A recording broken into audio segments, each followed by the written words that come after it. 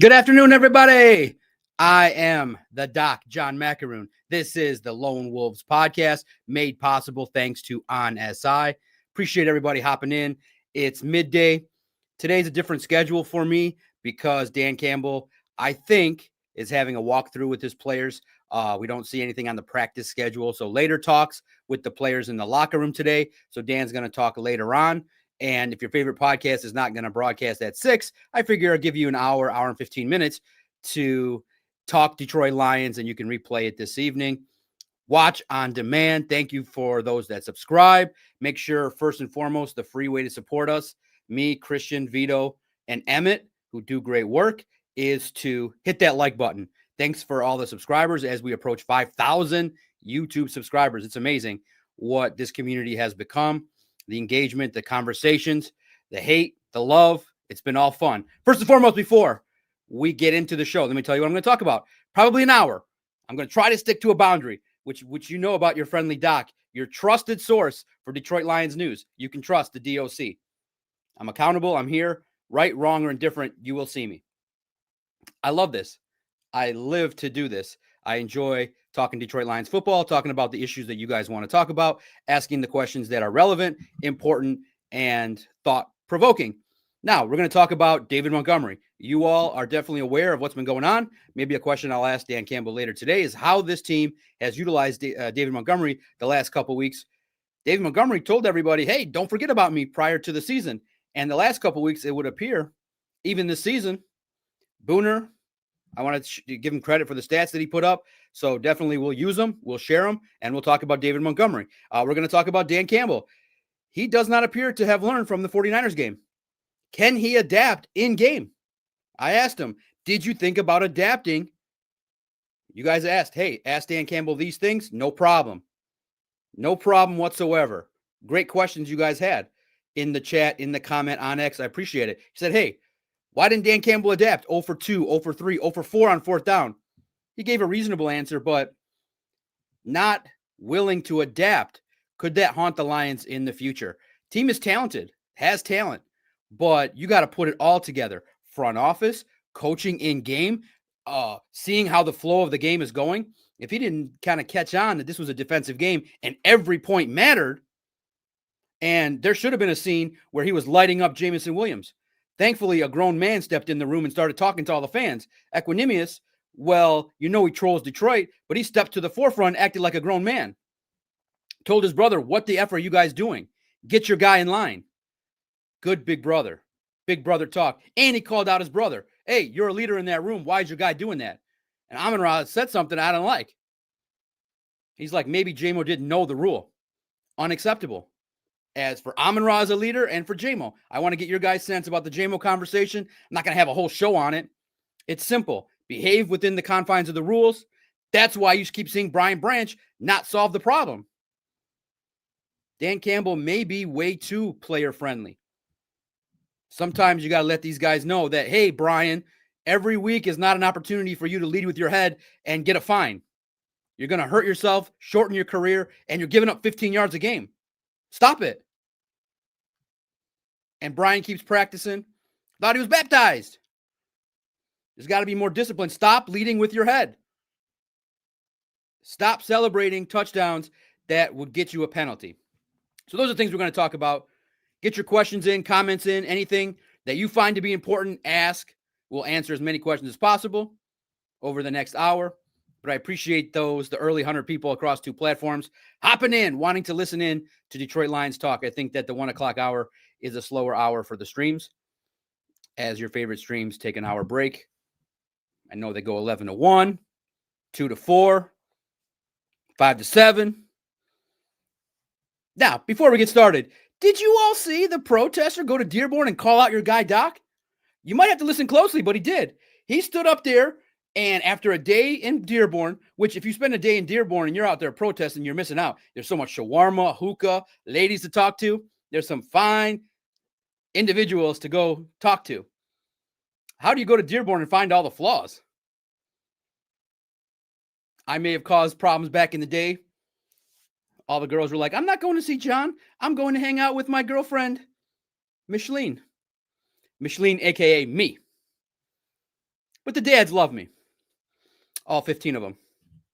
Like, listen, yours is the one. But he stood up there after a full day protest and he's like, did you see? He's like, these people are ruining the country. And in the world of journalism, this podcaster is a clickbait aggregator and he sucks at his job and he's ruining journalism. This guy. And he said, John Macaroon, real loud. Did you hear it? I know I did. Maybe I was imagining it. But he said, look at that guy. He's ruining journalism. And I want to thank the Dearborn mayor who stood back at him and said, you got 20 seconds left. And he said, no, John Macaroon's not. He's got an entertaining show. Wake up and listen to what he says and learn. John Macaroon's not a clickbait aggregator, dumbass. He said to the guy, the protester, open your eyes and learn what this guy does. He talks about what the people want to talk about and he uses his words. Thank you, Mayor of Dearborn, for standing up for the doc. And he said, I go to his site. It's pretty good. He's got videos. He goes to cover the team. He asks questions. He's not shy. He is not one of those kind of people. He creates his own content.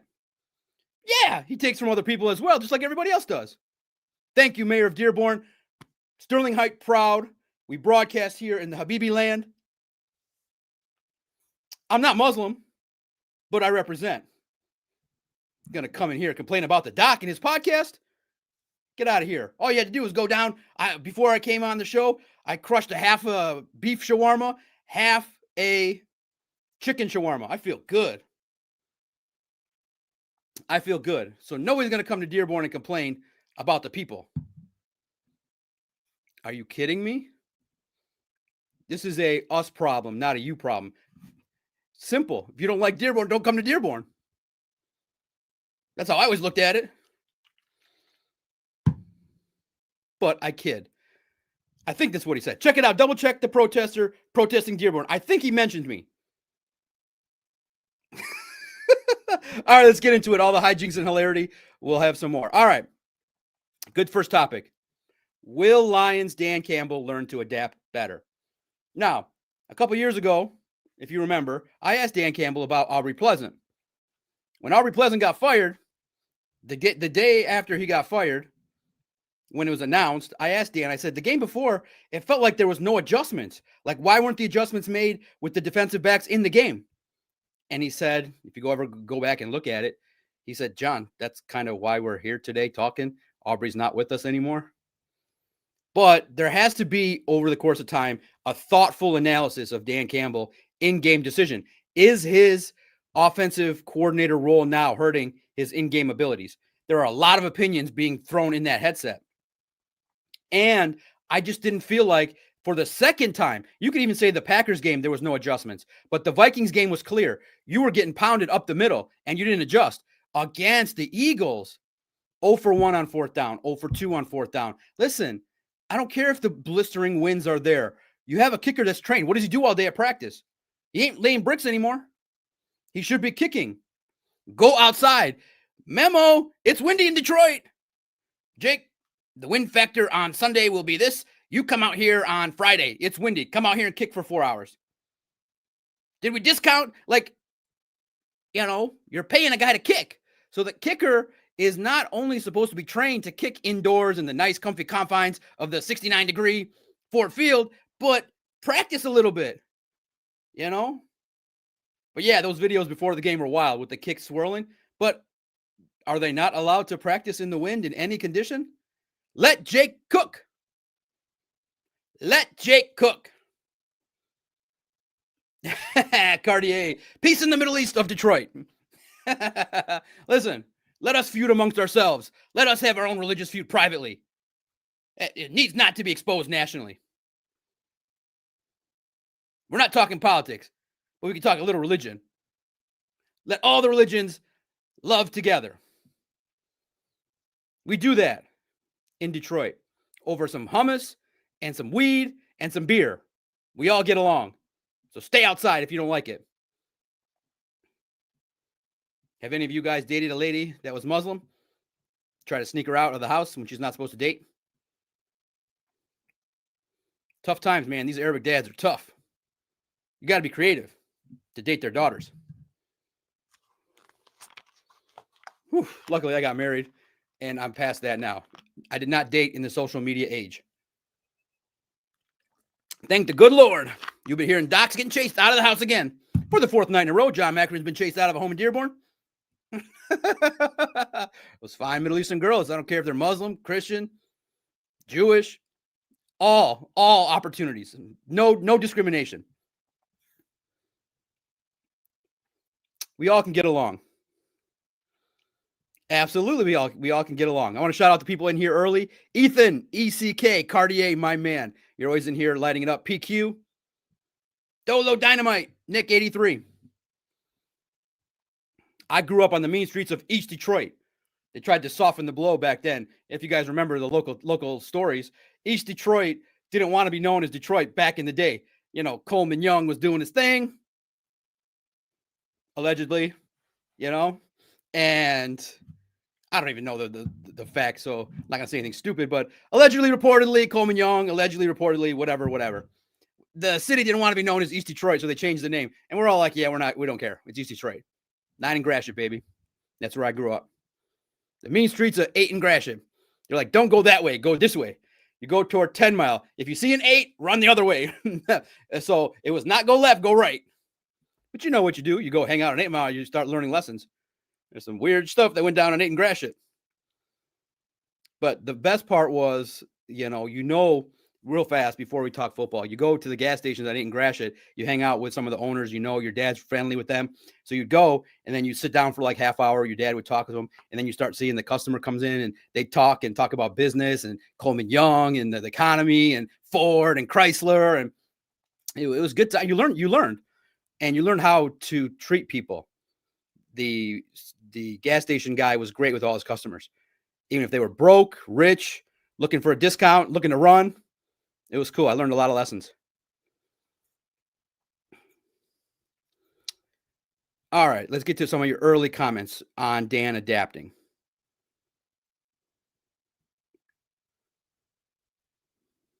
Cartier says Dan is not an offensive coordinator.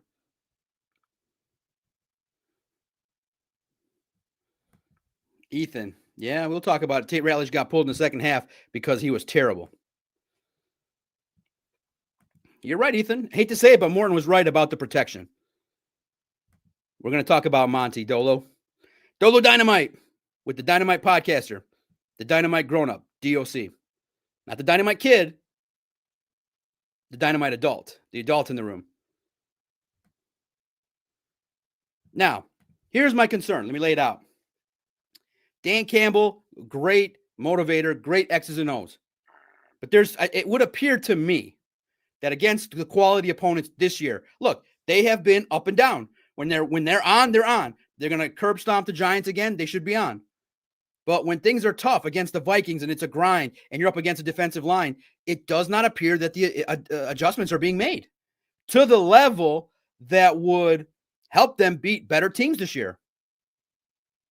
Meaning, all right, sometimes 2 factors, and tell me if I'm wrong. Amon-Ra St. Brown, drop back pass, Goff to St. Brown, incomplete. Drop back pass, Amon-Ra St. Brown, look at that, he's open, drop pass. Oh, drop back pass, Jared Goff, look at that. Oh, incomplete. Oh, looks a little bit low. Up.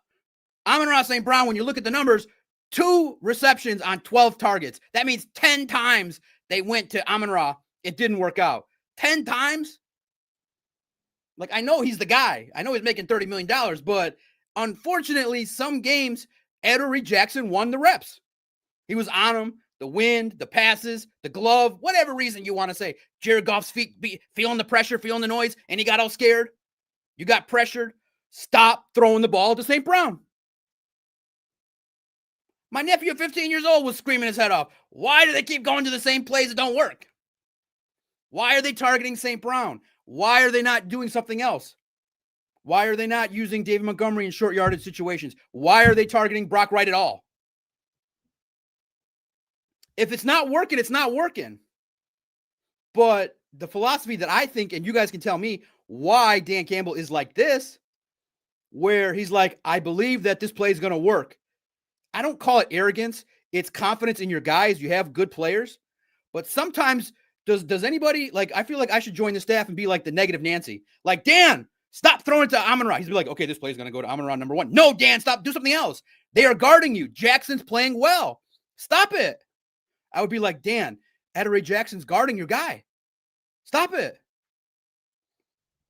Like, is everything like, yeah, we agree, and then Dan just calls it and keeps going with it? Like, I don't beat my head over the wall. If I learn there's a topic you guys don't want to talk about, we don't talk about it. Or I go, hey, I wrote this story. Nobody liked it. We don't talk about it again. I write this story. You guys want to talk about it? We talk about it. It's not that difficult. I felt like the passing game to St. Brown wasn't there, but they went to it and they kept going for it on 4th down, not giving the chance. Now, of course, a couple of them, maybe you could say the 2, but the one at the goal line, that one was the most egregious. I think that there is a dear thought that they love their players and they always believe that what they call is going to work. But they have to factor in some of the other stuff, like the defensive line of the Eagles is amazing, the win factor, the fact that Goff was not playing well.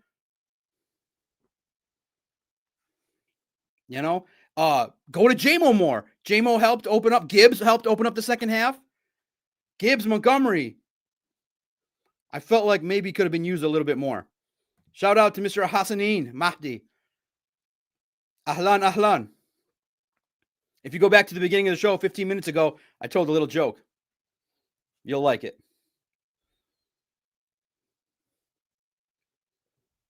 Ahlan.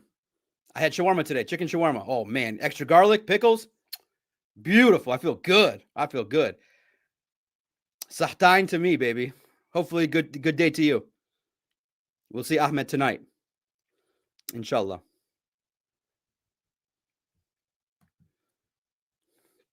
First, we can't use J-Mo now. Our superstar is dropping balls for like 2 out of 12 receptions.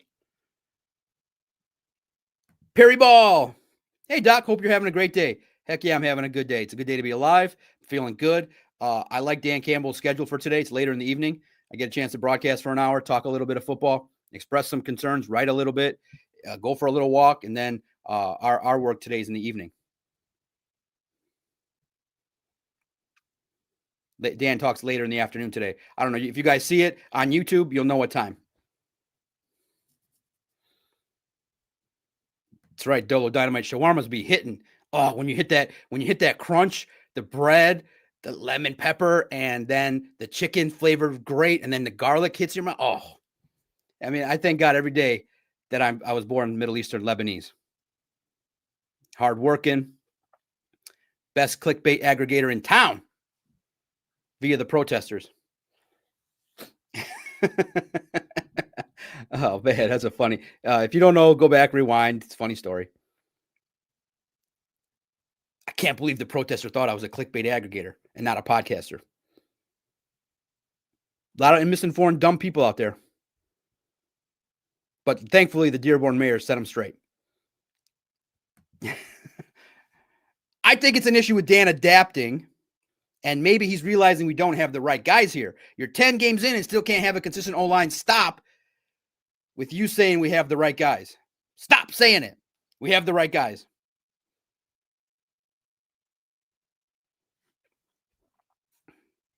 No, they do have the right guys, but I think that they've been figured out. The league's like, we know what to do. Pressure Jared Goff. Oh, no, pinch nerve. Oh, I feel for you. I will pray for you. Inshallah, Hassanin Mahdi's back gets healed up quick. Relax. Stay on the couch. Let the kids help. Relax. Watch podcasts. Watch movies. Watch the Arabic comedies. Some TikTok. You can watch my short videos. Sit back. Relax. I'm sorry for your pain. Everybody in the chat, say a good word for Mr. Hassanin Mahdi. Got to get better. 5 days on IR. Yalla, 5 days. So that's Thursday, Friday, Saturday, Sunday, Monday. Yalla, Monday, we'll check back on your back. Mahdi's out of commission. We got to get him back in order. Got to get him back in the groove. We can do the dub key. Inshallah, one day we dub key together too.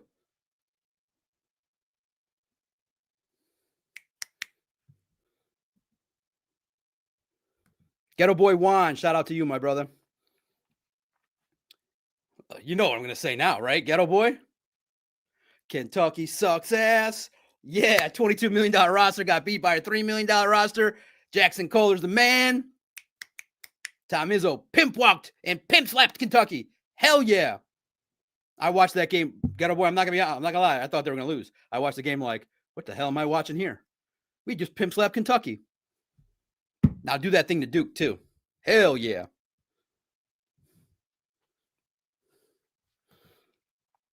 Ethan, union pipe fitter, currently laid off, going to do some burning up in Luther, Michigan on the Pine River while listening to the doc.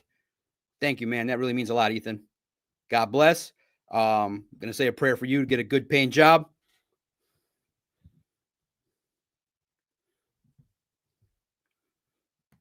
Sorry, Ghetto Boy Juan. Man, we went away from JMO. Feed the hot hand. I don't care about the penalty. Get back in the end zone and make up for it. That's what I said. You know, JMO has gotten consistent. He gets a first down, spins the ball, gets a nice touchdown, doesn't do much else. Is he a one-trick pony? One first down, one touchdown kind of guy? Use him. You're allowed to get 10 receptions, 200 yards. Has he not ever had 8 receptions, 180 yards, 3 touchdowns? Let's go. More to it. Sometimes the game dictates you go to him.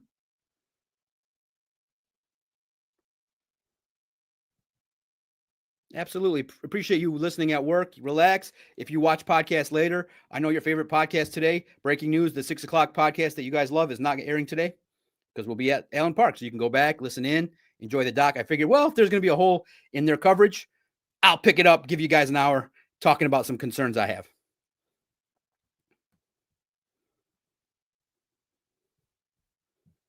Are you guys concerned about Dan Campbell's in-game coaching? Now, okay. Here's something that I don't wrestle with.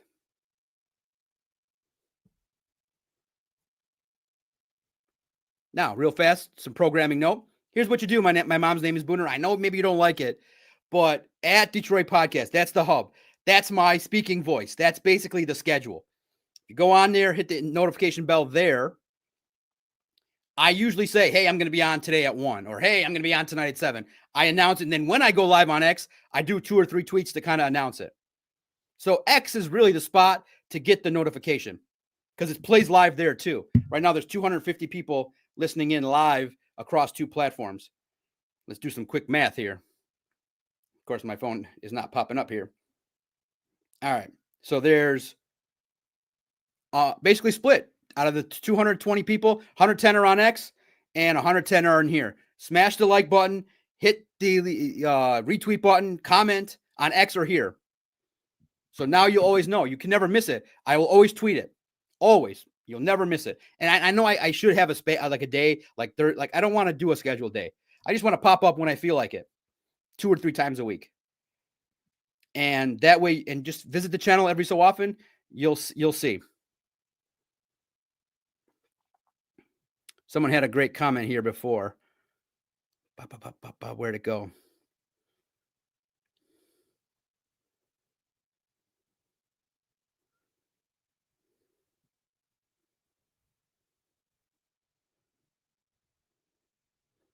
No. I went to your comment. That's what it is. Now, here's my thought. Dan Campbell is aggressive, right? Fine. But then at the end of the half, you're not aggressive anymore. You don't use your timeouts to be aggressive. I want to regroup. Well, yeah, I understand the reasoning. You weren't probably feeling like your offense was going to do something. You didn't want to give the Eagles another opportunity, but you can't have it both ways. Be aggressive. Use your timeouts. You can't have it both ways. And when he's done that, it has not been exactly perfect against good opponents. The adapting thing, whatever you want to call it. I don't want to say adjustments. I just think that decisions should be made within the flow of, damn, those Eagles are roughing us up. There are plays where you could draw the defenders in a little bit, dump it off as a screen, maybe use a Vaki in this one, a little bit of screen action to him. Maybe a couple plays more to Montgomery in the screen game. Tight end screens. a little bit more, less reliant on over the middle, maybe more intermediate short, kind of like how the Eagles were doing it. Or you just ride Jamo and Gibbs. That's it. Gibbs, Jamo. Like you realize, okay, I'm not a rocket science offensive coordinator here, but based on the first half and the second half, by the fourth quarter, I'm like, they want to take away Amon-Ra. Done. They've taken him away. I know sometimes you say, well, you be aggressive and you play to your strengths, but I mean, sometimes you realize in life that, hey, it ain't that day for that guy. They've told us that all the time. When you got so many mouths to feed somebody else. It wasn't Amon-Ra's day. They took him out of the game. And I know the Eagles have a great defense. They still have Cooper DeJean. Adoree Jackson did great. They got Cooper DeJean. They got the great defensive line. But I feel like you needed some more quick timing, some more zone runs, some more opportunities to kind of take advantage of their aggressiveness. Use it against them.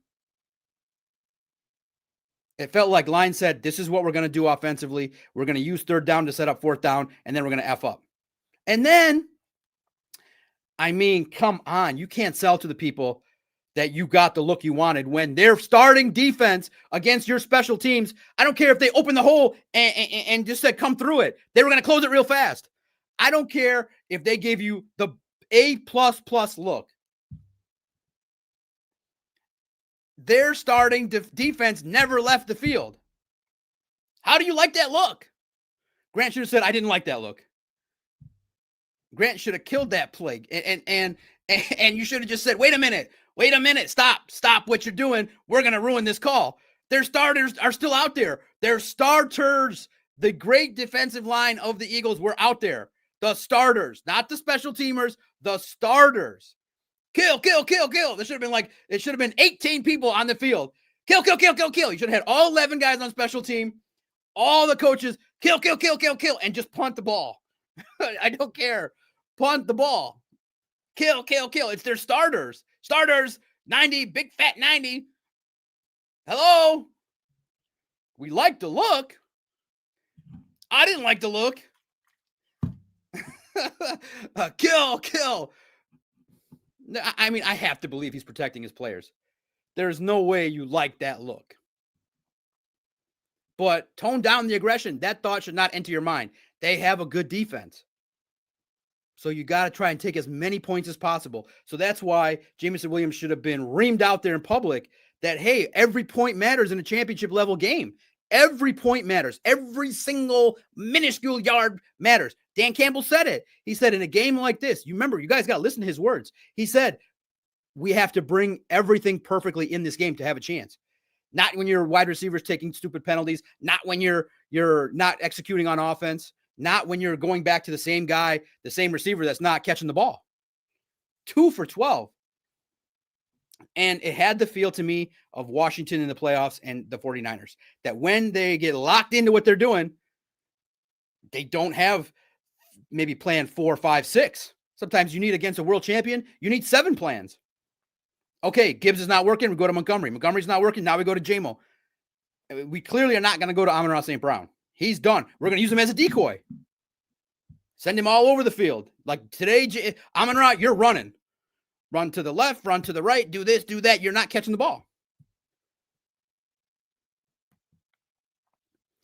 What I'm saying is short passes. Like you got to have, if you guys check too, Chad, when you watch the film, one note I made here on my sheet here was there's a couple plays that were long developing 5-step drops.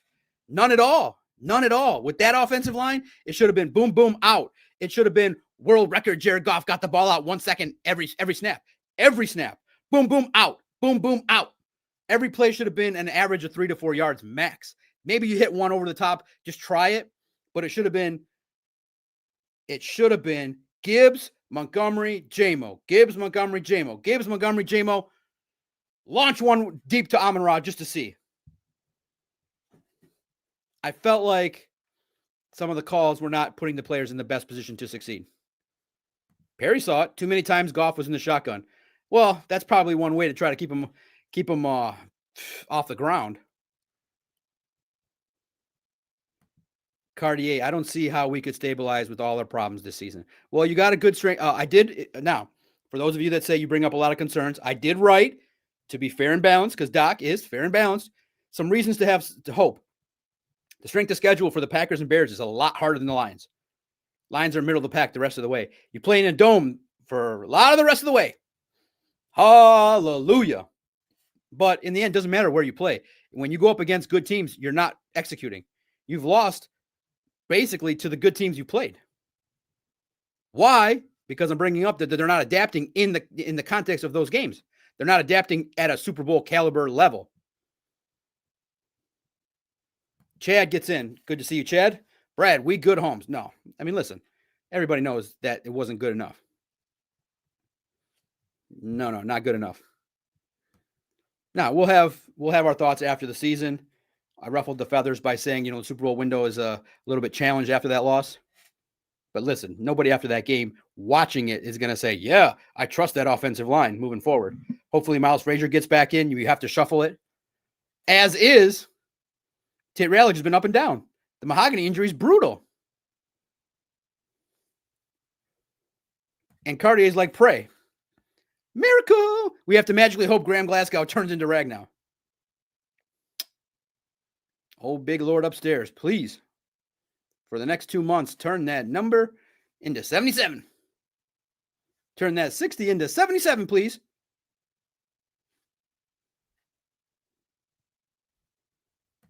My goodness. Gun guy gets in for the 90th day in a row. Consistent. Wants me to take my pants off. I just wanted to say that on the air. This guy's consistent. My man. No, not today. Been closer. Oh, man. What'd you guys think of all those tip passes, too? I mean, they couldn't do anything about it. The line allowed the tips, not Goff.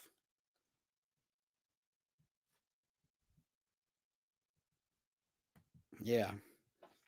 Listen, I don't want to talk about the offensive line. That's just going to send me through the roof. What are your thoughts about Dan Campbell adapting? I think it can be better. Against good teams, you have to be able to maneuver decision-making at an elite A+++ level. Now, he's probably at a B+ in terms of the calls and everything like that. Now, let's get to the portion of the show that's kind of funny in regards to information. Booner, my friend, I'll talk to him tonight. Check it out, 8:45 or so. We'll have some conversations. My friend Booner had a great tweet yesterday. Great number analysis. He formulated an opinion. Smart guy. Booner of Crunch Time Sports. You can hear it every single evening, 8 to 10, on their fine platform. Their fine platform features me every Wednesday for a year and a half straight, through vacation, through not feeling great, through being tired, through being busy. A year and a half straight. That's what you know about the doc. The ill-informed will make fun of me and call me names and not understand what I'm about, completely out of left field. But those that know that if I make a commitment, I honor it. And I told them, unless I'm dying sick, I will show up here 8:45 if you want me. No breaks. Fun time, man. I do look forward to it every Wednesday. Sometimes we clown around with the chat. Sometimes we are funny. Sometimes we're nonsensical. It's just the mood that we're in that day. But he had a good observation. Now, I joked with him this morning because he felt the need to text it to me.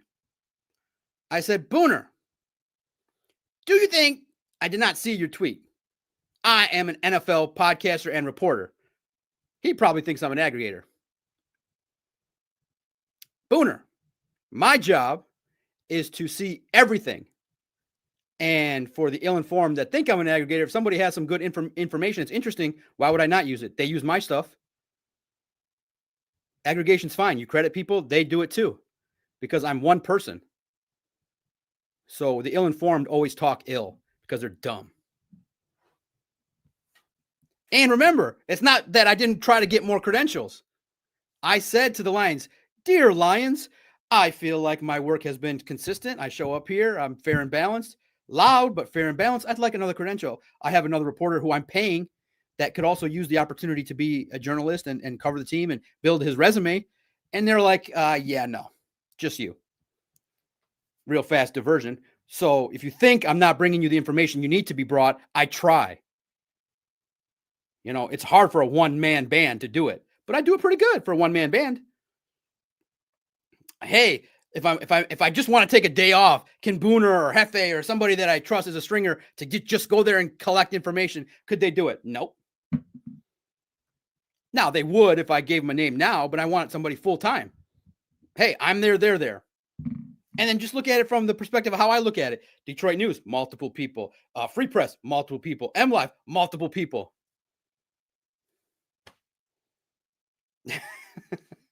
John, lone wolf, baby. It's also maybe the secret to that too. I'm the lone wolf. They only let me have one. They're probably like, we only need one of you. You are out of this planet. Like, you just say whatever the hell you want to say. You don't care about what you're saying. So we're just going to keep it to you. Just you. Okay. But people are calling me this. If I had more help, we could have a more well-rounded opportunity where I could talk to Aiden on the side and get some more information as opposed to today in the locker room. I got to listen to Jared Goff, then run back to the inside, then go back to the outside. So it's like this for me. So know that your boy's always trying to bring you the best coverage. And given that I've been a lone wolf in the building, I think I deserve a little bit of credit for scooting all over the locker room every game to get you 9 players' voices after the game. One guy. So the ill-informed, you can stay ill-informed. Now, so I text Booner. I'm like, Booner, my job as an NFL reporter is to learn and be online and to see the great tweets that you post. You don't have to share your tweets. I see them all. All of them. I see all of your tweets, Booner. I respect you. I said, Booner, do you think I'm going to remember all this content that you put out there? That's why I like the tweet. I can go back to it when I feel like it, or on my stream, I can share it. And Booner had, one of his rare good thoughts. So when Booner, out of his 40 takes, one of them will be good, I'll share it. Kidding. Sorry, not sorry. Okay, let me make sure this is the proper Twitter. Yeah, this is the good one. All right. This is Booner sharing a good thought for once. Use the big caps. David Montgomery. And I'm trying to do it the way he would do it because I know he's excited. Doc, David Montgomery's usage over the last 3 seasons is shocking through the first 10 games.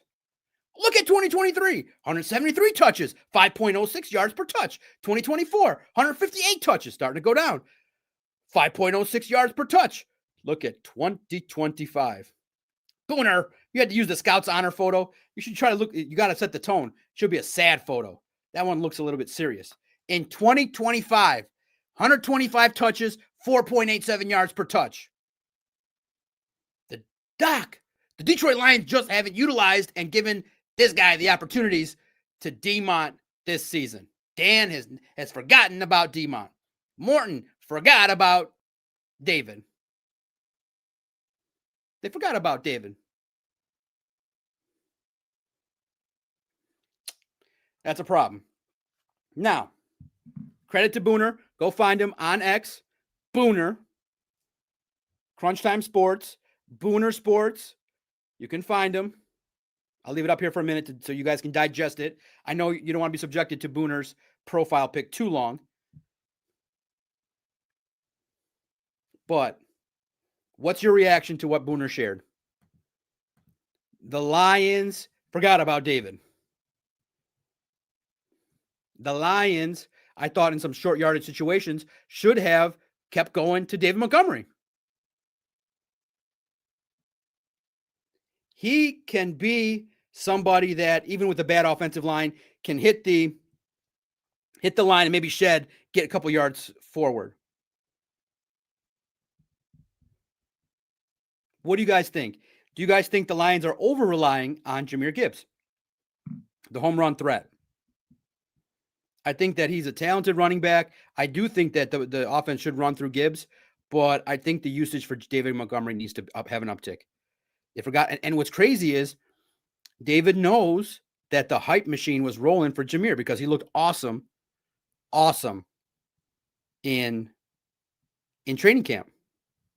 He was fast, quick, bouncing to the side, off tackle, was doing some good things. What's your guys' thought about David Montgomery? Is there being a player being mismanaged and misused this year? Or is it the offensive line just killing the whole season? What do you guys think? DM5 TV. Haven't talked to you in a minute. Good to see you. Shout out to you, brother. There's 300 people in the chat. Smash the like button for me. Try to get to about 100 likes every show. That makes me happy. The last couple we've gotten there. Doc, do you think we can make the playoffs? 1. And 2, can we win a Super Bowl with this team? 1, yes, they can make the playoffs. 2, as is, I think I would sound like the fool that was talking on Thursday where I was predicting a blowout win over the Eagles. I cannot, as a professional, as a former fan, season ticket holder, now in a professional capacity, still observing and wanting the best, obviously, for the Lions, that would be pretty with it malfeasant of me to act like a fanboy and just say, yeah, they're going to win. First and foremost, let's start. Thursday's show last week was more hype. Saturday's show was more, oh, shoot, there's a lot of injuries. There's going to be a problem. So we did give you some fair and balanced coverage. That's how I do it. I still felt like had the Lions adapted and not gone for it on 4th down, they could have won the Eagles game. My overall thesis is I think Dan and the coaching staff cost the players. Go for some field goals. Try them. Get some points. 2, my prediction this year and my thesis has always been if they stayed healthy and everything was perfect and you had Frank Ragnow, but even without Frank Ragnow, I felt like the next phase in the evolution of what I'm going to watch in football, I truly feel it. I truly feel that the next thing that the fan base has to tolerate is not dumbass officials who, again, called something bad against us. We've seen that. We're used to it. It's another day that ends in Y. Another dumbass referee doesn't call things the right way. The next thing I feel like the Lions fans got to taste is a Super Bowl loss. They got to taste it, right? Now, my theory on that I've explained a couple times is if you tell me in the future they're going to win one, and I know it's happening, if I can look into the Doc's crystal ball and we win a Super Bowl with this regime, I would rather have a loss first. Then you feel it. You feel awful. You feel the pain, the suffering of watching. Everybody's eating their dip and crying and everybody feeling horrible. But then when you win it, the feeling of elation that I would have and the feeling of overwhelming joy would be intensified by like 25% if you've already tasted a loss. Now, don't get me wrong. If they prove me wrong and they go out there this year and win a Super Bowl, great. You can keep your receipts and all the fanboys can be like, yay, I clapped for 25 years. And after the 60th Super Bowl, we finally got one. Well, guess what? Technically, by the facts, if you're a facts person, I was right 59 times and you were right once. You know what I mean? So who's actually smarter? But the fanboys will be like, I said all along I was going to support this team forever. Good job. Keep your receipt. I still get paid. I still have a YouTube channel. I'll still talk to Ahmed's dad. I'll talk to everybody. I'll still do the job if I was right or wrong.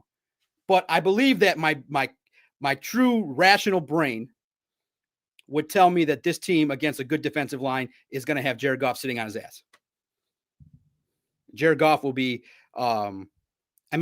just your best case scenario is Eagles lose and you face maybe Seattle and the Rams and you get to the Super Bowl, but you hope you don't face the Broncos because the Broncos got a great defense. You hope you don't face the Colts or the Bills because you got to be in a shootout.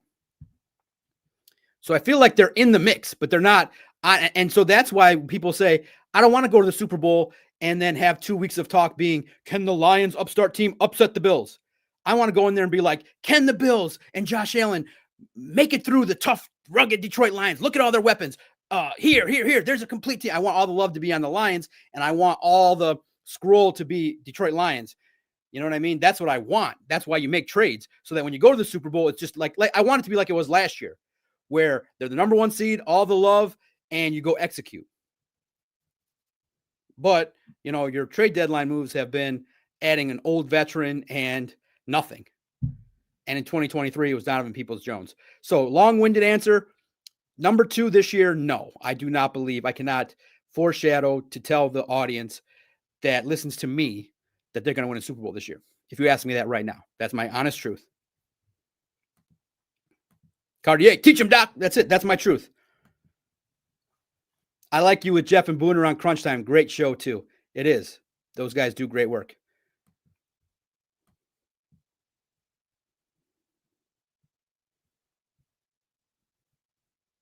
Yeah, they're gonna be. Listen, the schedule works itself out. The Cowboys game is gonna be rougher. The Rams game is gonna be horrendously tough to win. I'm of the opinion that you're going to have some tough tests along the way. I still think the Bears game could be something that's worthwhile. I think that there's a real chance it could go 4-3 down the stretch to be 10-7 and be pushing for that Bears game and maybe some luck. I kind of have that. It has that feel of maybe the Lions need a little bit of some football luck to get into the postseason. 10-7 might not be good enough. But the Packers and the Bears schedule is the toughest down the stretch. Check out my article, Detroit Lions on SI. If you say, Doc, you're so negative and you're a hater and you're not a ball washer like everybody else, I have a story that says one major reason you should be hopeful. And I add another one just for, a little extra spice. The defense is going to get better. This could be a defensive team, and your strength of schedule is pretty fair based on the metrics, based on Tankathon, and based on the site I went to that had it, which was the greatest site in the world, sportsillustrated.com, si.com. Guess what, all you haters? I aggregated from the mothership. If you know what that means, I'm lucky I have a mothership to aggregate from. Quick media lesson. We have a mothership, si.com, which is like it's basically like the corporate office. And I am the Detroit division of On SI. I am the Detroit Lions division. We've been going strong since 2019 in the Detroit office. It's well supported. I make my company money. I'm the great franchisee of the Detroit Lions. They love me. They're like, Doc, do your thing, broadcast, do whatever you want to do. Your Detroit office is doing well. Quarterly reports are good. You're good. We like you. Do your thing, chicken wing. Keep going. Keep keeping you. And my job is to produce. And I produce at a very high level. And so the mothership puts out content. I'm allowed to take it. So the mothership put out a ranking of the strength of schedules. I'm allowed to lift it. Credit them. Link back to them. Mothership is happy. I'm happy. Jubilee. Boop, boop. Good for me. I get to keep my job. The mothership is smart. They got access. They got content. They let me use it. So it would be pretty stupid not to use it. It's also a way to keep your website growing by linking to other prominent, great websites. And trust me, si.com, I know the numbers, is thriving, baby. Thanks to hardworking franchisees like me.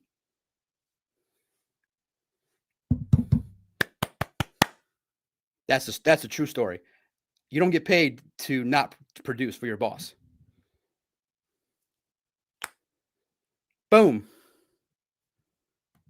My name is my name. Doc be tripping. Cut down on them Bud Lights before air, bud. Tell me, you think this team with that offensive line that you just watched is going to win a Super Bowl? Bro, you be tripping. I'm just trying to protect my little heart. Plus, I also have to go out to the masses. There's a lot of people that read that website. I can't.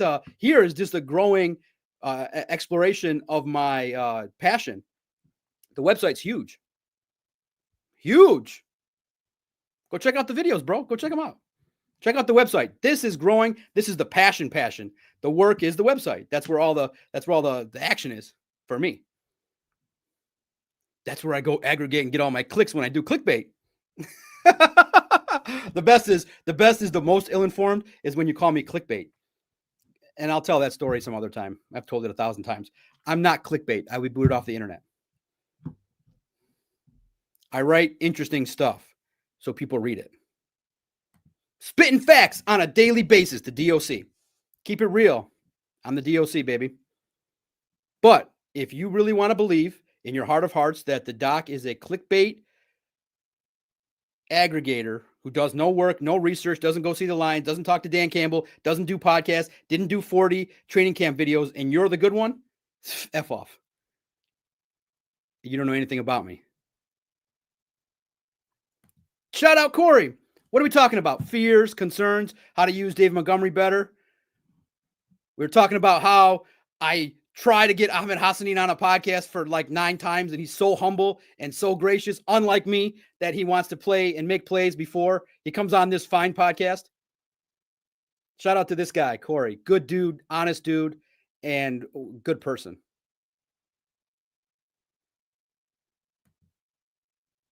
But the topic is, the talk, Corey, has been offense. Listen, I'll leave your stuff up here. Listen, follow this dude right here. Drop your stuff and where to follow, and people can find out your information.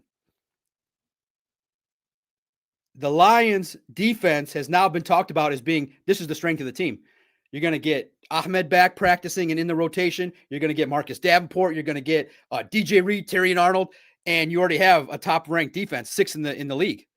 The Lions, and that's what we're talking about, is when you have a defense that good and Dan Campbell is going for it on 4th down that much, it doesn't align with kind of knowing your team's strength and playing to it.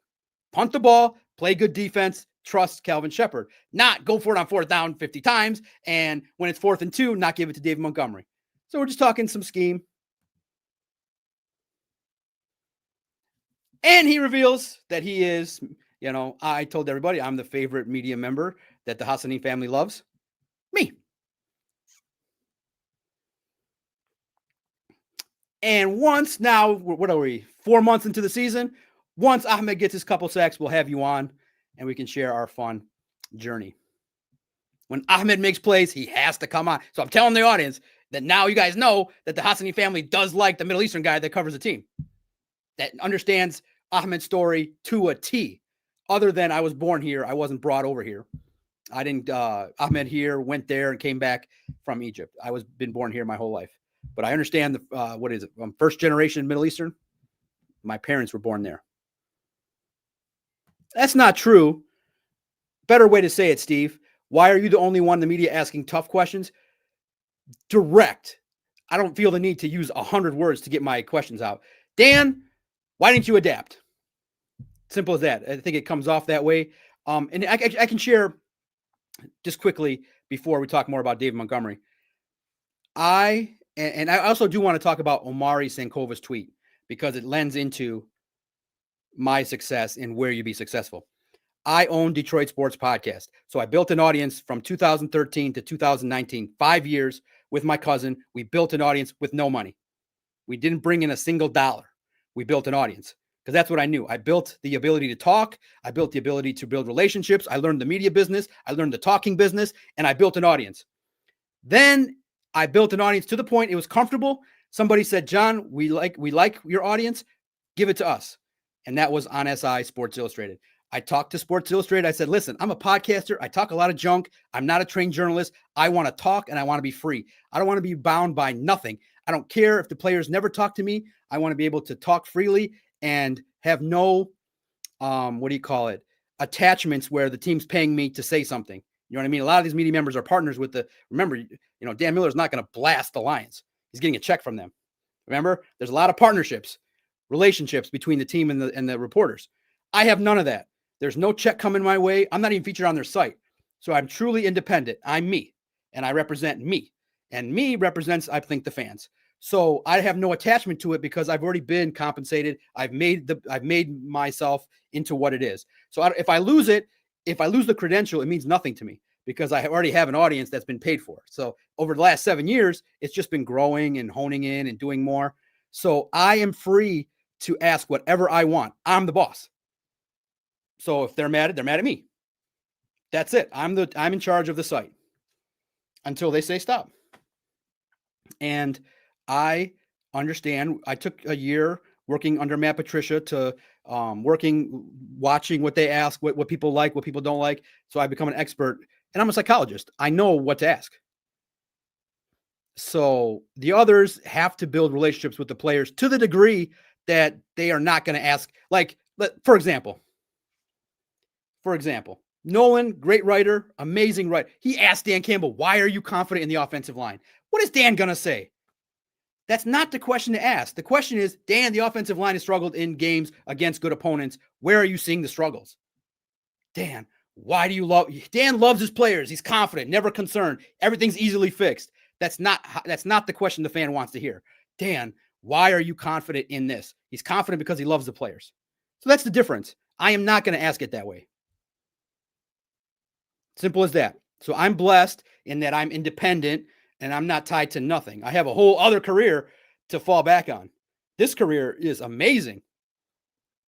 But I also am a helper, a mentor I'm a psychologist, and I work with high-end athletes to handle disappointment. When they strike out 3 times or they miss a key free throw or they're depressed after a head injury, they come see the DOC and we get them confident.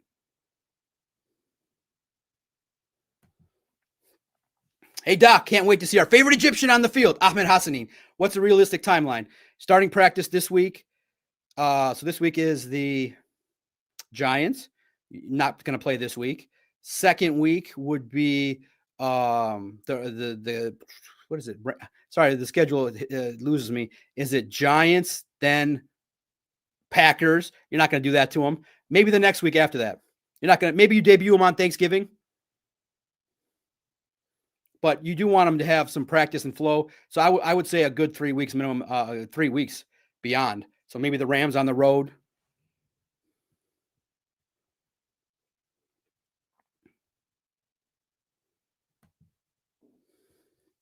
Yeah, and so it's a blessing. There's some disadvantages to that. You're not. I'm not in the club. You know what I mean? If you go to DetroitLions.com and you check the daily drive, I haven't checked in a while. You won't see my stuff. I don't know why. We'll do the daily check-in. But let's also too, because I don't want to offend Corey. Corey, if you down the road want to ever stop in the comments and give a symbol, like just maybe a coded symbol for those of us that are in here 400, just maybe before the Rams game or the Cowboys game, just throw a little Egyptian flag in the comments and we'll know what that means. That our little 500 people in this episode will know what that means. I won't report it. We'll just know, wink, wink, Egyptian flag means it's Ahmed time.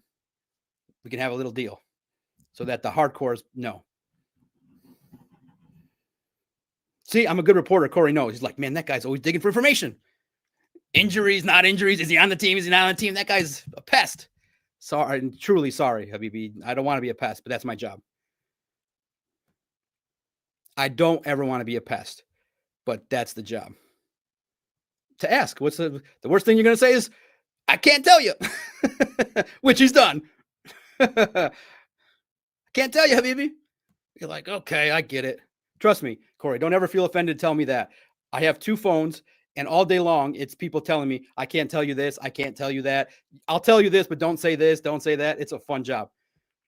Right now, in 7 years, I'm in the off the record phase of all my relationships. They'll tell me everything I need to know, but I can't print it.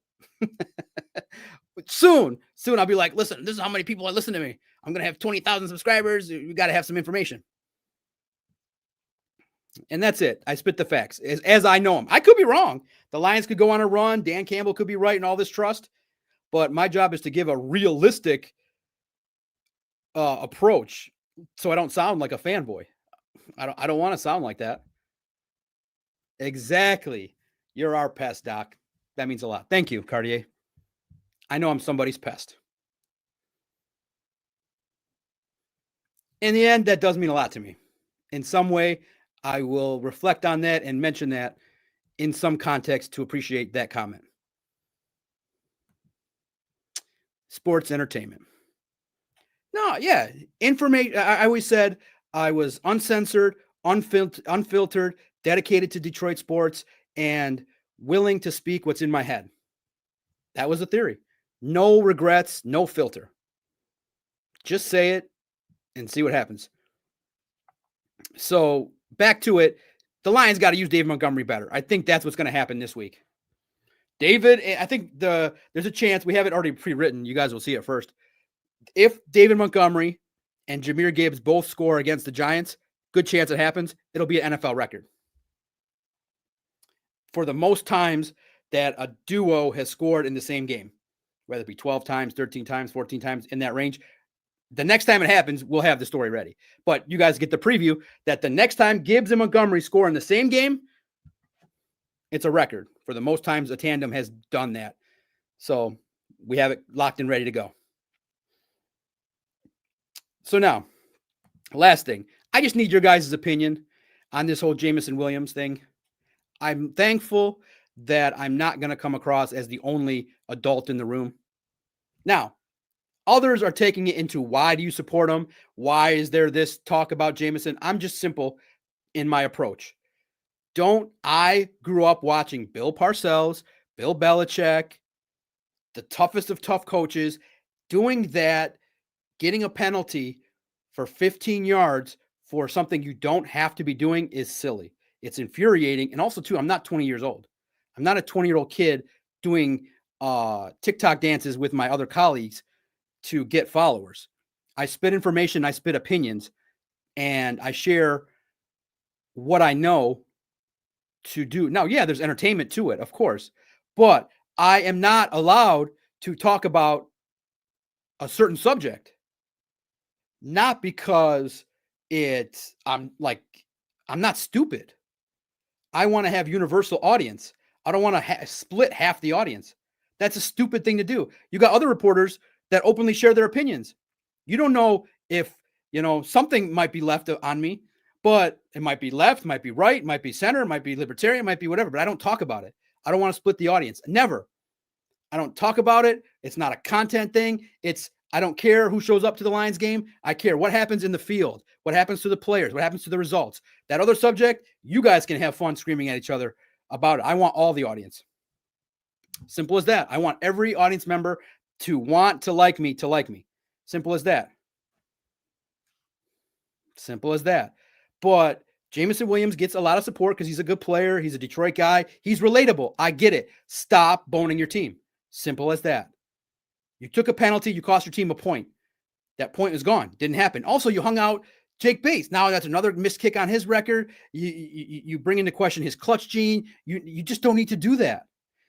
And I loved Equanimeous' response. It was a great response. It was, Amon-Ra, step up your leadership. I'm going to play it. I cannot say it better. When somebody says something that you agree with, it just resonates because it sounds correct. Stop boning your team, act like an adult, score a touchdown, dance with your team. You can do the twirl. You can do the stanky leg. You can do the running man.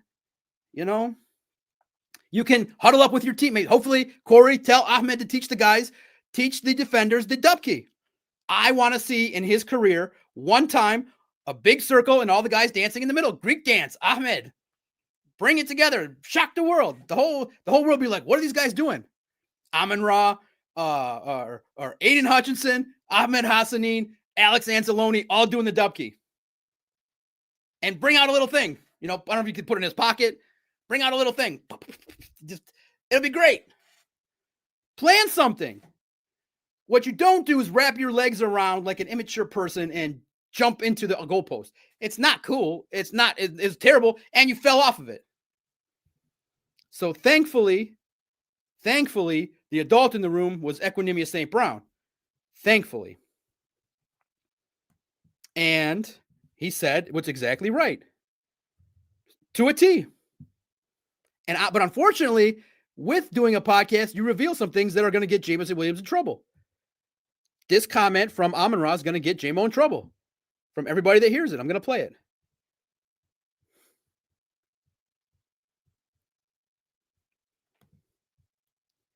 It's Amon-Ra talking about, they talk about the play, and it was cool because he's the adult in the room, and he speaks up. So I love how Equanimeous is like, I'm not a reporter or anything, but here's my opinion. Yeah, you gave your opinion. That's what you're supposed to do. You were OG and said what was right. So I'm going to mute my mic so that you don't get no echo. I think this is how you do it. Mute the mic, and I'm going to play Equanimeous' comments here. It's great. It's smart, and it's challenging. He's a big brother. Tells Amon-Ra, step your game up. Lead your team, bro. Like, what are you doing? Lead your team, bro.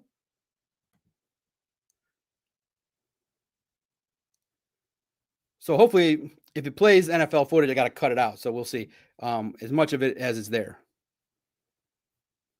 This is Equanimeous on the recent episode of the St. Brown podcast.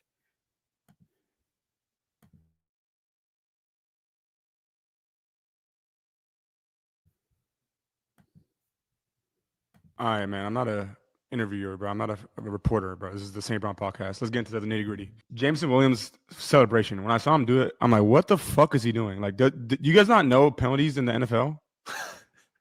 Bro, you as a leader in the receiver room need to get, like, he's a baller. He's great for the team. I don't even think he knew that was a penalty. Okay, but everything he does either gets fined or penalized, bro. When he scores. Mean, fined is fine. I know. Okay, yeah, that's fine. But I'm saying, like, bro, these are penalties. Bro, that, like, people think, like, oh, yeah, 1 point. No, that could cost you the game. Not only can you lose by a point, but also if you're down by, if you don't get that PAT, You might be down by 4 points later on when you really would be down 3 in field goal range, but now you need a touchdown and you don't get the touchdown. So like that 1 point changes a whole lot of shit in the game. And like in games like that against the Eagles, which could be a game in the playoffs, you can't be doing that, bro. You need those extra points. Yeah, I mean, Bro, I no, was you so definitely irritated, don't want that. Like, no one wants a penalty. I mean, if he wants to get fined, that's on him. But obviously, once you start getting penalties, takes especially the win was crazy. That's what I'm saying. The Especially in win that was crazy. They windy-ass showed game, the pregame kicks. I'm like, bro. Yeah, the win As was soon as crazy. he did So, that, I'm like, bro, now but nah, he didn't know that was a penalty. He even told me on the sideline like he didn't know. Yeah. He didn't know that was See, a prop. I didn't like, think he knew it was penalty. Eesh. That's where podcasting can go wrong. Eesh. You did it. Fine. You didn't know? You didn't know that it's a simple rule. Amon-Ra, keep that. That's something like as a Bill Belichick, Bill Parcells, like he's young. He doesn't think like that. But I got to kind of almost write that. Jameson Williams may not have known the rule. Right, Steve? Right. Exactly. And the reason why I'm relatable is we all react the same way universally. Shit, you didn't know? First of all, Amon-Ra, keep quiet. Keep quiet. The coach is Scotty Montgomery. Amon-Ra, you realize your podcast is listened to 100,000 times a week. And guys like me who are paid to do it have to watch your podcast start to finish. You just threw your teammate under the bus. I have to write it.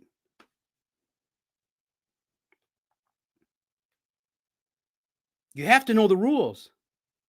That's on Dan Campbell. Now, the way I have to write it is he maybe didn't know. What's going to happen is tomorrow, it's pretty clear. It's out there. They're going to say, just say you knew it. I would be shocked if he just came out and admitted I didn't know the rule. That's bad. That's bad. But thankfully, when you give these opinions and all the people come out and are like, oh, you're a hater. No, I'm not a hater. I love Jameson Williams and the maturity he started to show, but he's not proven it yet. Just because you go on 5 interviews and the narrative is from isn't it kind of weird that NFL Network talked about his maturity? Dan Miller talked about his maturity. Why is that being brought up? Nobody's talking about his maturity. We're talking about getting him the football. You see how this media thing works? Because somebody wants it out there that he's mature. Well, how do you kind of do that when you put Dan Miller and NFL Network and all these people in a bad position when he's going out there and hugging a goalpost like a child?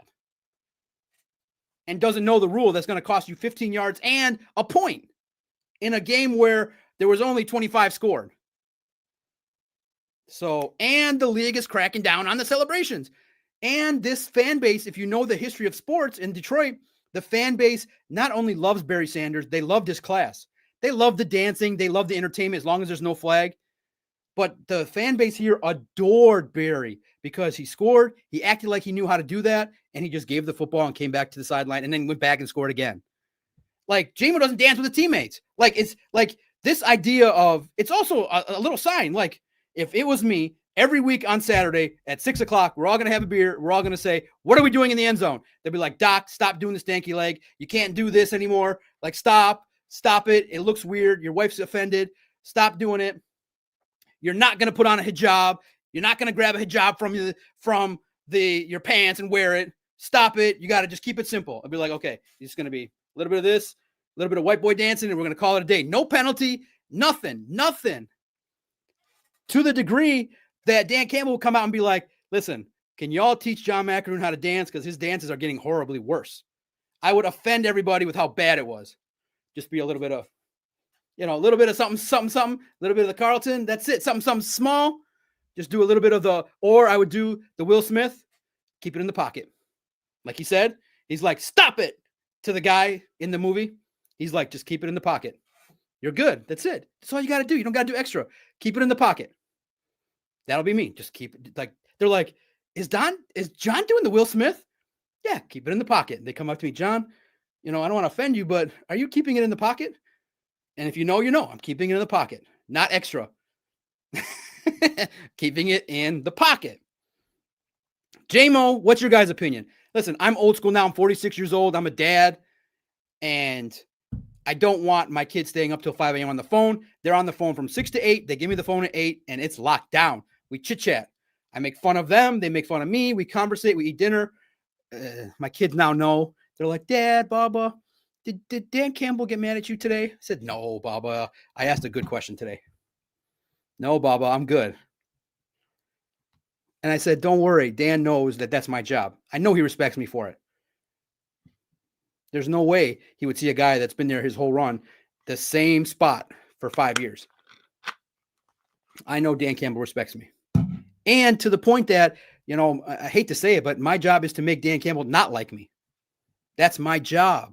My job is to talk about things that he doesn't want to talk about. Remember, guys, he's got a whole website that's called DetroitLions.com that's dedicated to promoting the Lions. They have a whole team to highlight all the good. It's there. It's not like it's not being talked about. You see what I'm saying? There's other websites that want to do all that. My job is to just represent the people that got me paid. That's my secret. I have my own audience, and they want me to ask this. And they would not be my audience if I didn't ask. Remember, 2019 was the audience that I had that has been following me for 7 years. That's the secret. And I've just added a bunch of haters. Booner, rewind it. You're the star of the show. Disregard some of the things I was saying about you, but they were joking. You're in the show, baby. You made the show. You're in the show, baby. You make content, baby. And I credit you properly. Check it out. Check it out, Boone. You're in the show. You're in the show. You're in the spotlight. I even tried to do an imitation. Tell me how I did tonight. You're in the show. What do you guys think about JMO? Am I wrong? Am I being a stickler? I'm a stickler. Don't do that. And please don't hate me. I don't hate the kid. I want what's best for every player. But what's best for him is to act within the accordance of the rules. I am a fan of the team, guys. You guys see, go check my Instagram. Go check Detroit Sports Podcast. Go check it out. We hate because we want to cheer. We hate because we don't want to see a penalty. We hate because we don't want to see the team lose to the Eagles and have to eat crow from the Eagles who call us overrated now.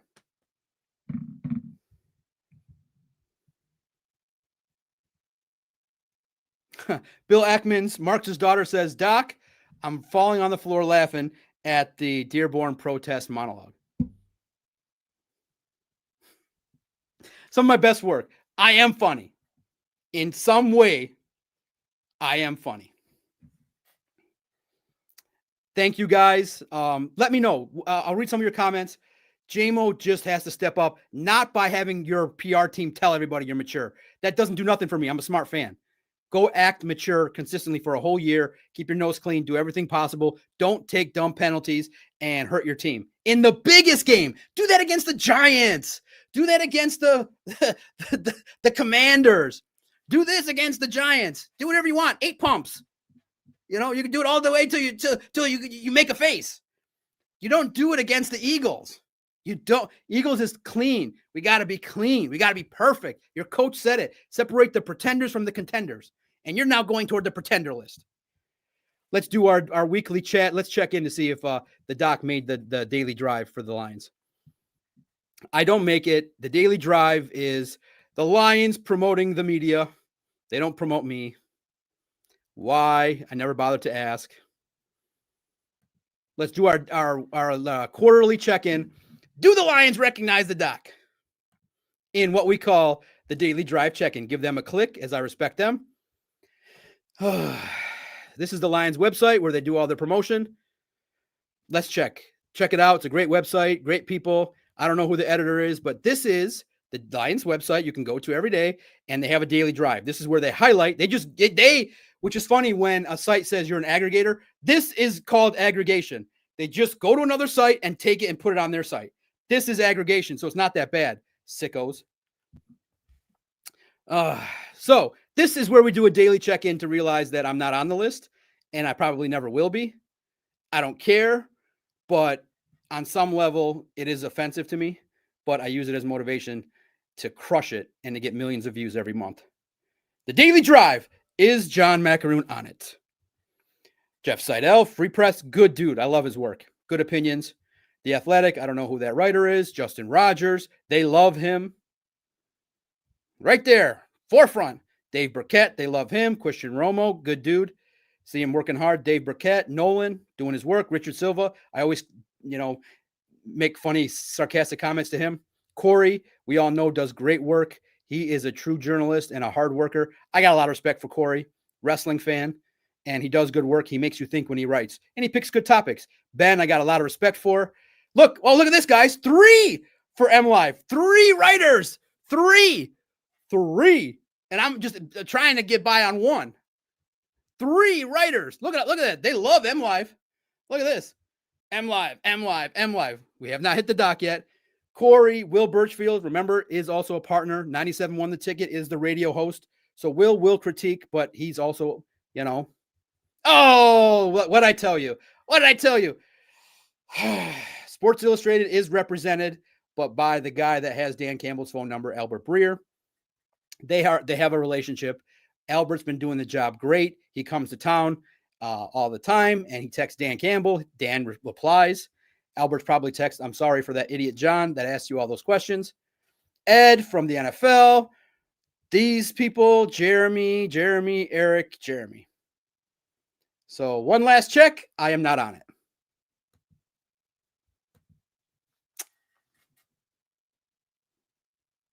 I'm not on it. Not on the list. So the way my brain says, I'm not on the preferred reading list. Got more work to do. And then when it happens, I'm going to probably send a message, please take it off. I don't need it. And I don't want it.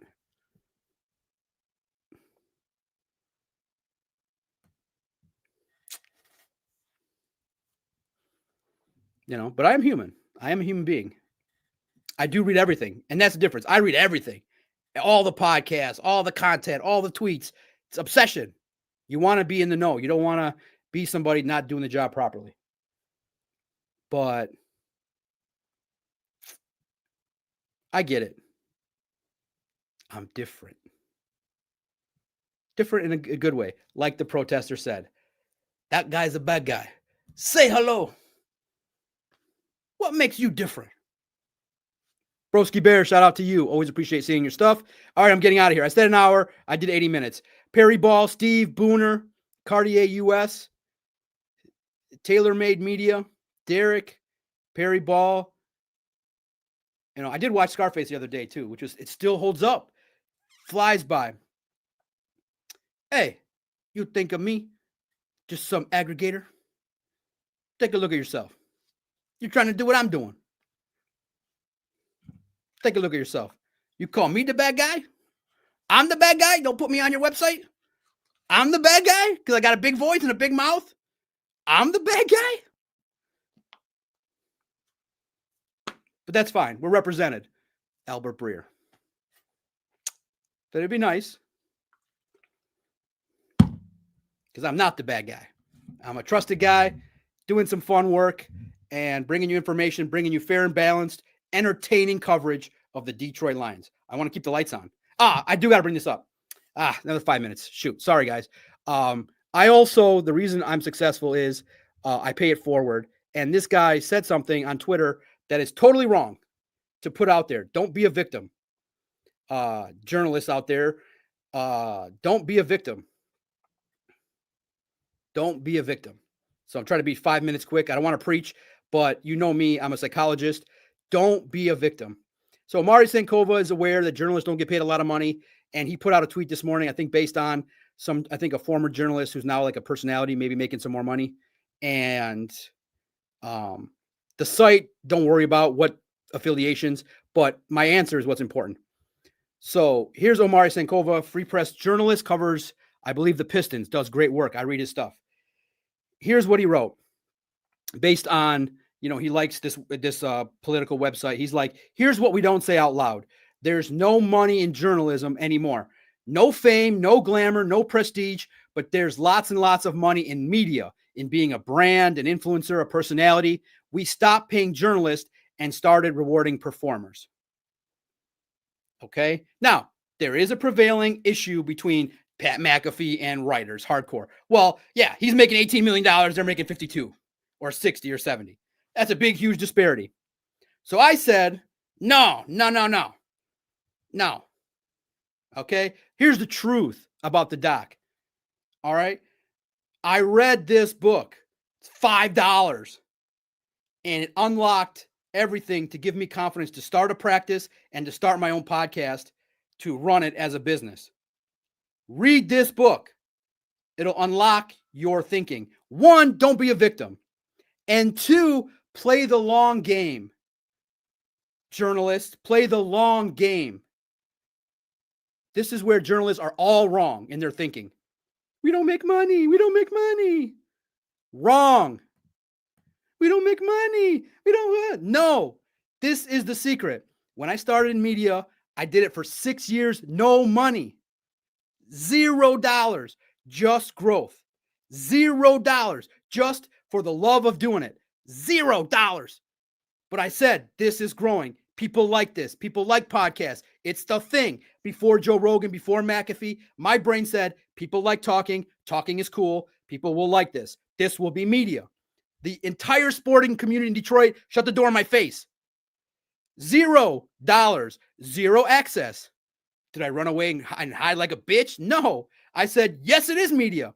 And I said, my first job I took in media, getting the audience paid for, was for little money. And I loved it.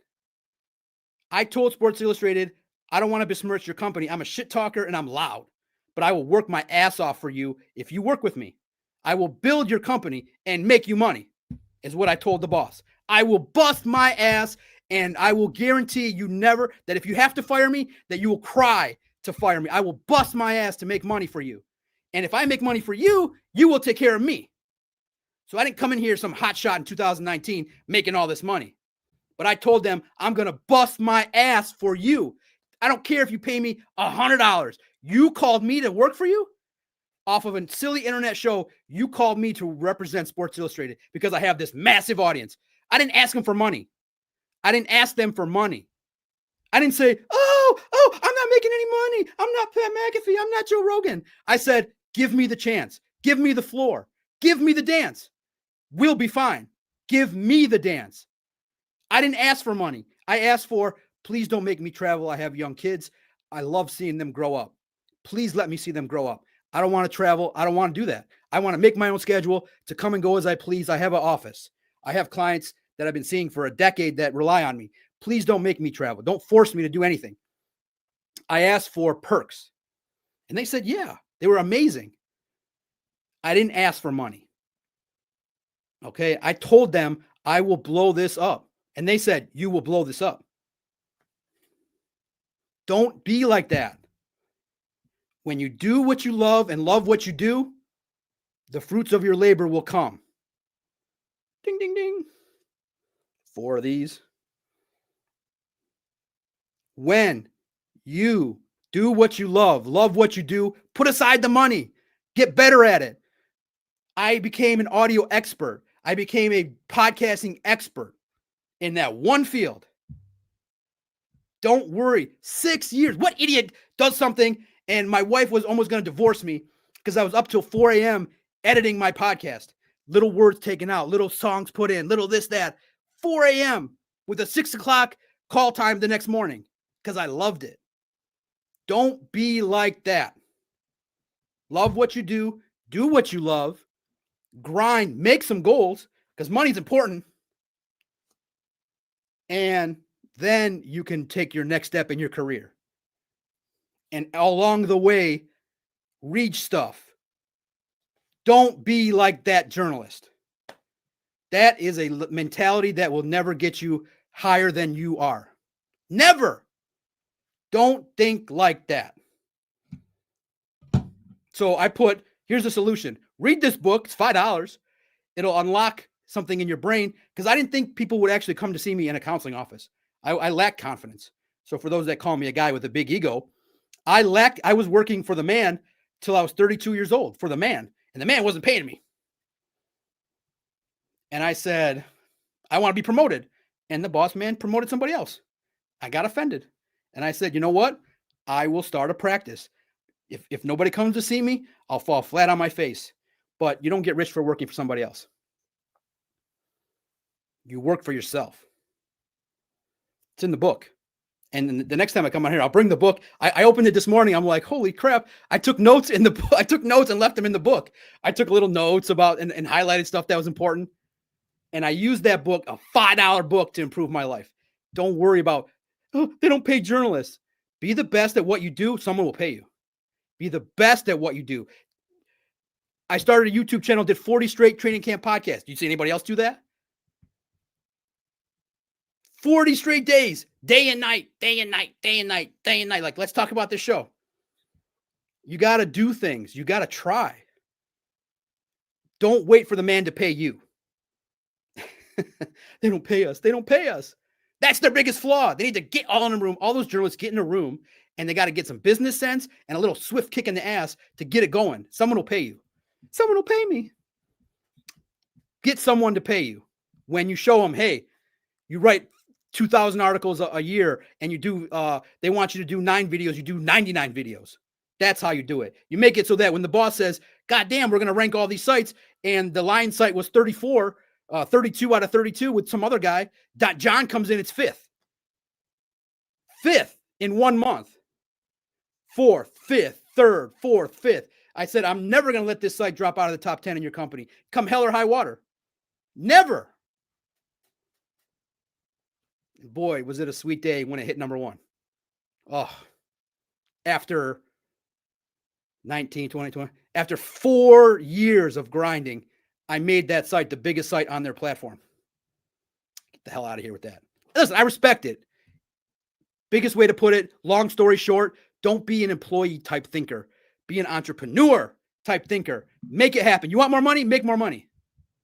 That's the secret. I'm the Doc, John Macaroon. Hopefully you get fired up. I'm self-made with the help of all my friends. And don't have the wrong attitude. The wrong attitude don't get you paid. Calling out performers. Yeah, you know why performers make money? Because they have a huge audience that pay money. Pat McAfee makes his company more than $18 million a year. So if you're a journalist and you make your company $5, they're not going to pay you $100,000. It's simple business. Pat McAfee makes his company more than $18 million with his site, his promotion, his influence. He's underpaid. So stop being a jealous hater. And if you want to make $200K or $300K or $1 million, then put a plan together and go make it. Simple as that. I'm the Doc, John Macaroon. Thank you for the 90 minutes. Thanks for at least listening to my perspective on things. This is the greatest country in the world with every opportunity to do whatever the hell you want. A simple, no-name, East Point, East Detroit podcaster is covering the NFL, and in 2 hours is going to go ask Dan Campbell, why aren't you using David Montgomery? Fuck yeah, let's go.